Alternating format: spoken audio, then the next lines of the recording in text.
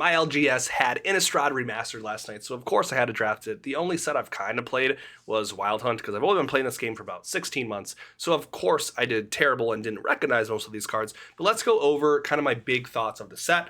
I drafted Blue-White Spirits because I used to play that deck in Pioneer. Also, Pack 1 Pick 1 was Deadeye Navigator. My other Pack 1 Pick 1s, my second pick, probably the most fun pull I've ever had in a draft. Meat Hook Massacre Retro. So sick.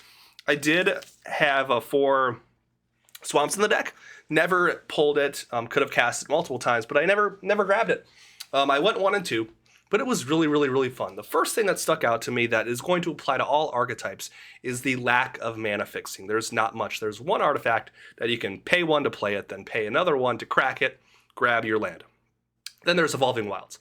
Other than that, I would just really stick to 2 colors. So back to my Pack 1 picks. The first pick I had was Deadeye Navigator.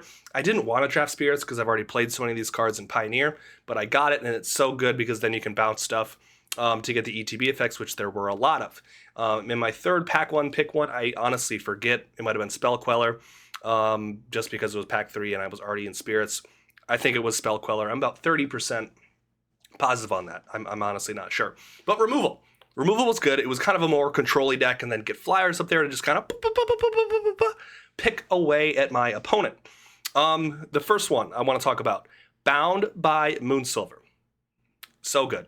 It is expensive, it's 3, but it just gets rid of stuff. Not one time did I play someone that removed any sort of artifact or enchantment. There is the Cathar Commando, some other cards that you can pay 1 to remove one of those. I never ran into one of those. I played Blue-Red, I played the Mirror, and I played Orzhov Sacrifice. That deck was so good. The Fiend Hunter is a weak creature. It's good at blocking, but again, it can exile anything. So good. Imprisoned by Moon. Not great. I played it more than I should have. I probably should have cut this card because you're shutting something down but ramping your opponent. So it is good, like very late in the game when mana doesn't matter.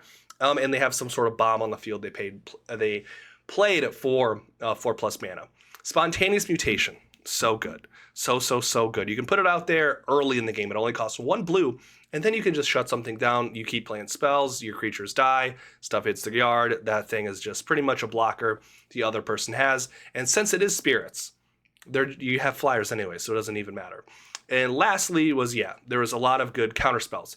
Queller's good, Geistlight Snare good, and then Syncopate. Syncopate's awesome because you can really just kind of choose what they're going to have to pay to counter that, or you choose what they're going to pay to be able to not have that counterspell resolve. I also had Mausoleum Wanderer, so they know they can never tap all the way out to play something that's an instant or sorcery, because I would just counter it. That was the strength of the deck. Removal, very good. The creatures, this is where I went astray. I passed a couple Delvers. Delvers are so good. There's 2 different Delvers in this deck that if you look at the top or you mill a card, you get to turn it into something big that can fly, or something big that then creates 1/1 wizard tokens. I should have grabbed those. Those are good cards. They are risky cards, inconsistent cards, very good cards. But my studs were the Lantern Bearer, because even when it dies, like, you can block with it, then get value by making something else fly when it comes back.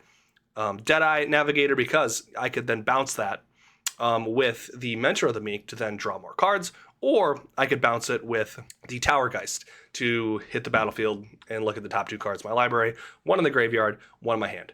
Very good. Mausoleum Wanderer, very good. Fiend Hunter, good. We already talked about that. Mentor of the Meek, very good. There's a lot of 1-power cards in this deck, so that triggered a lot. A lot of people remove that right away, or just put some sort of effect on it to kill all of its powers. The duds, 2 duds, were Crusader of the Odric and Inspiring Captain.